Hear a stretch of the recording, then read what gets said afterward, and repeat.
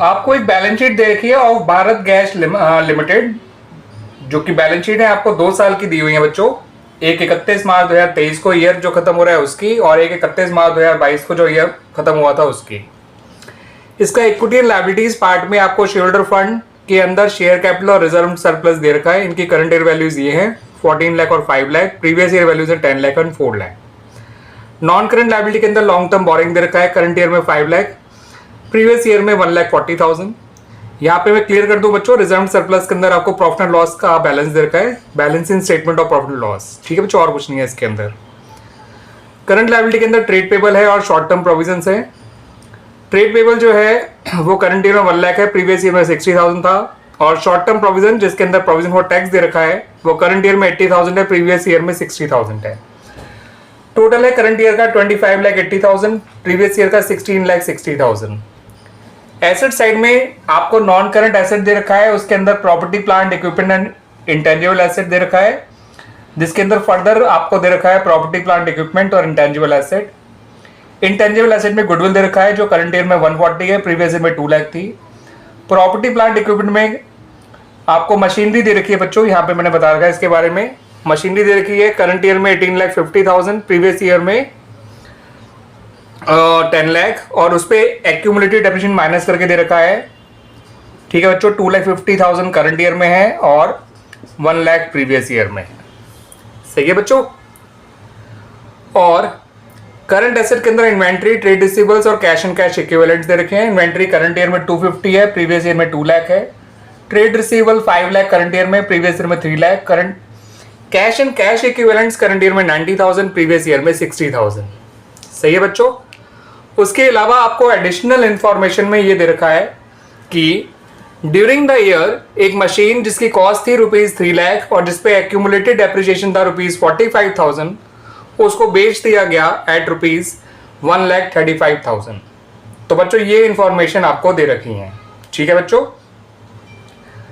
तो cash flow statement बनाने से पहले बच्चों आपको यहाँ पर एक मशीनरी अकाउंट और एक एक्यूमुलेटेड डेप्रिसिएशन अकाउंट बनाना है। उसके बाद हम अपना कैश फ्लो स्टेटमेंट बना सकते हैं बड़ी आसानी से।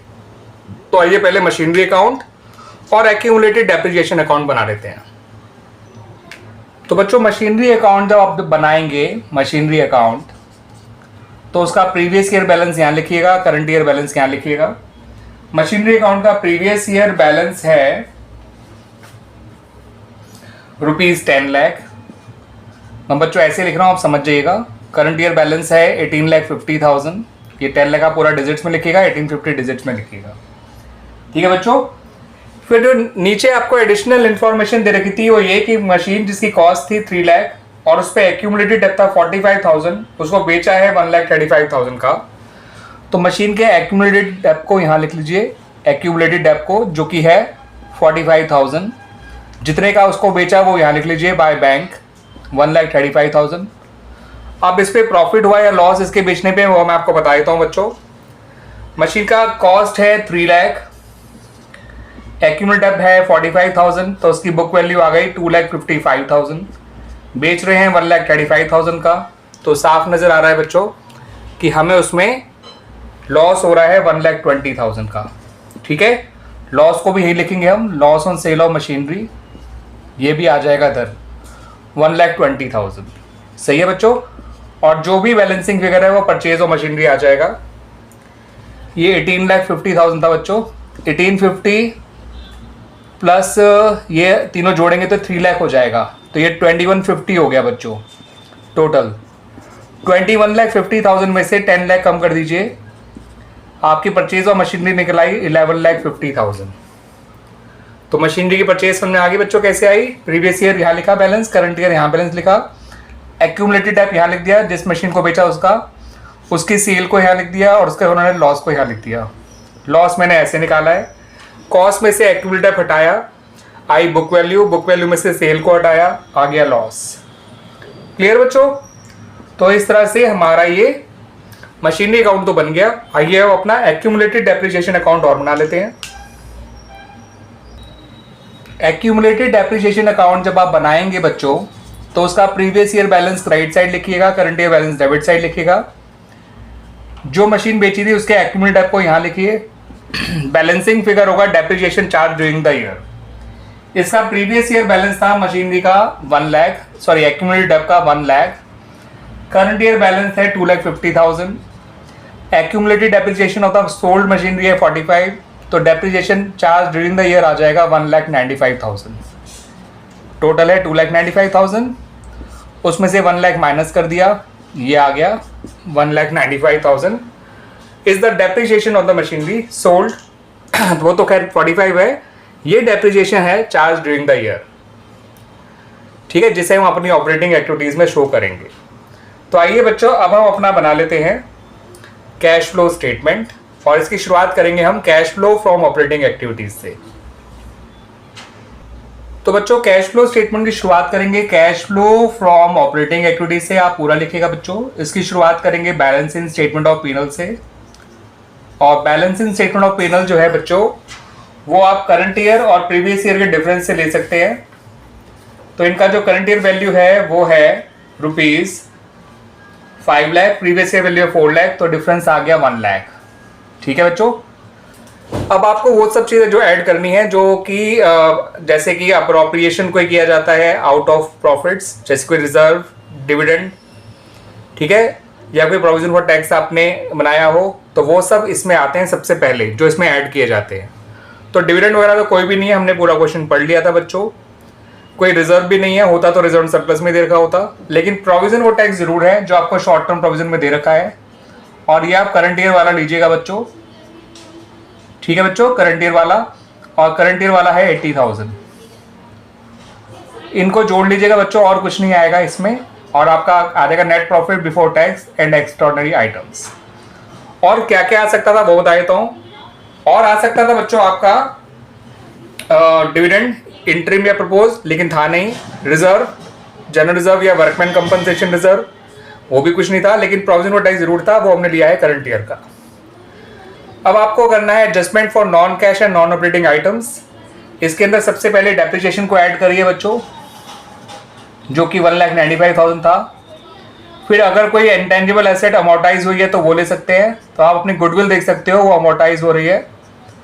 आप अपना इंटेंजिबल एसेट देखिए बच्चों, उसके अंदर जो गुडविल है वो 2 लाख से 140 हो रही है। ठीक है बच्चों, तो गुडविल जो है वो 2 लाख से 140,000 हो रही है, तो 60,000 की गुडविल अमोर्टाइज हो रही है। और फिर जो लॉस ऑन सेल है वो ऐड कर सकते हैं, loss on sale of machinery, जो कि था 1,20,000। उसके अलावा हम डिबेंचर्स या बोरिंग पे इंटरेस्ट निकाल सकते हैं, बट बोरिंग का रेट में कोई गिवन नहीं है, तो हम उस इंटरेस्ट को इग्नोर करेंगे। क्लियर है बच्चों। उसके अलावा कोई गेन ऑन सेल होता है, rent receive, interest receive, dividend receive, ऐसी चीजें होती तो हम उनको सब्ट्रैक्ट करते हैं, बट ऐसा कुछ भी नहीं था। तो हमने क्या क्या ऐड किया यहाँ पे बच्चों, एक तो डेप्रिसिएशन, एक गुडविल अमोर्टाइज्ड, और एक loss on sale of machinery. और कोई चीज नहीं है जो एडजस्टमेंट्स में आ सके। इनको जोड़ लेंगे, 180 और 120 हो गया 3 लाख, 360 और 2 होता है 560, या 555 आ जाएगा बच्चों जोड़ के। ये कहलाएगा operating profit before working capital changes. अब आपको बच्चों क्या करना है, changes in C and CL लेना है, changes in current asset and current liabilities. अब वो कितना आएंगे देख लेते हैं। सबसे पहले करंट लायबिलिटी देखिए, शॉर्ट टर्म प्रोविजन को तो इग्नोर कर दीजिएगा, बिकॉज करंट ईयर का हमने प्रोविजन टैक्स यहाँ ले लिया, और प्रीवियस ईयर का जो प्रोविजन टैक्स है वो बिल्कुल ऑपरेटिंग के लास्ट में माइनस कर देंगे। ठीक है बच्चों।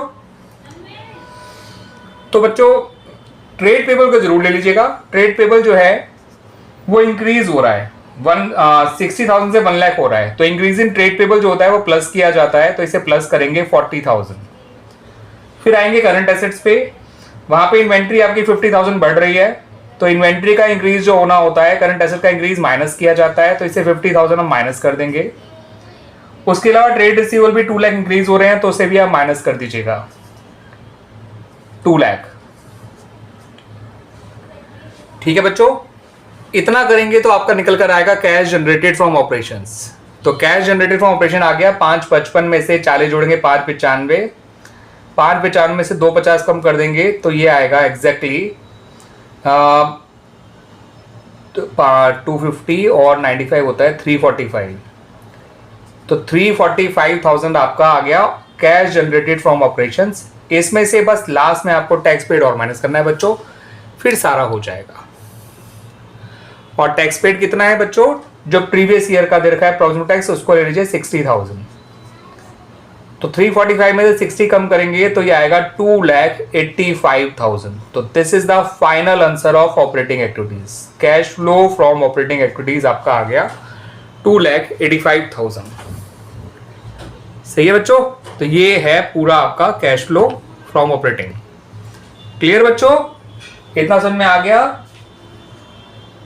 और अच्छी बात यह है कि क्वेश्चन में केवल और केवल आपसे cash flow from operating activities ही मांगा गया था, कैश फ्लो स्टेटमेंट मांगा ही नहीं गया है। बट मैं आपको पूरा कैश फ्लो स्टेटमेंट बनाकर दिखाऊंगा बच्चों, ताकि आपको समझ आ सके। ठीक है, हम इधर ही इंफॉर्मेशन के हेल्प से पूरा कैश फ्लो स्टेटमेंट बनाकर दिखा सकते हैं, तो हम बनाकर दिखा रहे हैं आपको। ठीक है बच्चों, तो ऑपरेटिंग को हमने वहां कर लिया था, इन्वेस्टिंग यहां कर लेते हैं। Cash flow from investing activities. Cash flow from investing activities में ज्यादा चीजें नहीं आएंगी बच्चों। आपका एक तो इसके अंदर वो आ जाएगा परचेज ऑफ मशीनरी, दूसरा आ जाएगा सेल ऑफ मशीनरी। ठीक है बच्चों, तो सेल ऑफ मशीनरी आई थी हमारी निकल के 1,35,000, ये प्लस में आएगा।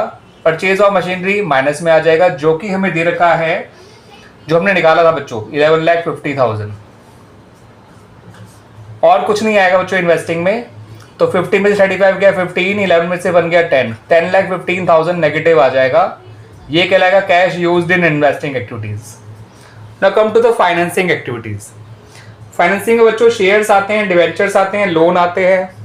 ठीक है बच्चों, उसके अलावा बैंक ओवरड्राफ्ट आ सकता है, कोई डिविडेंड होगा तो वो आ सकता है, कोई इंटरेस्ट पे किया है तो वो आ सकता है। डिविडेंड कोई है नहीं, इंटरेस्ट कोई है नहीं, हमने देखा ही था। शेयर्स है और लॉन्ग टर्म बोरोइंग है।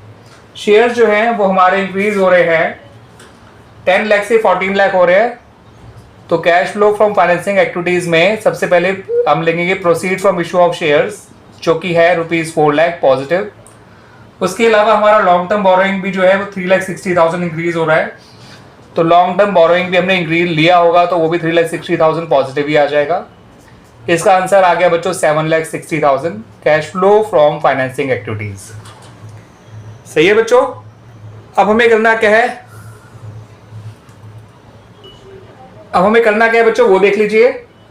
हमें अब जो है ऑपरेटिंग, इन्वेस्टिंग और फाइनेंसिंग तीनों का रिजल्ट चेक करना है।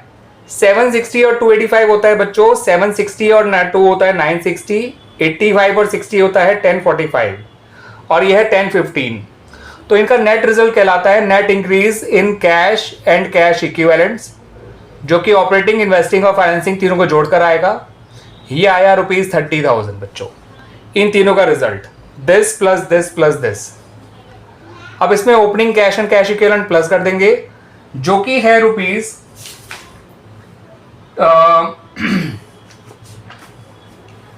₹60,000। तो जोड़कर देख सकते हैं बच्चों, क्लोजिंग बैलेंस आएगा 90,000। ये हो गया closing cash and cash equivalents, और ये भी आपका मैच कर रहा है, ओपनिंग 60,000 और क्लोजिंग 90,000। हमने नेट इंक्रीज में ओपनिंग प्लस किया, इक्वल टू क्लोजिंग आ रहा है जो कि है 90,000। और इस तरह से हमारा ये क्वेश्चन कंप्लीट हो गया बच्चों।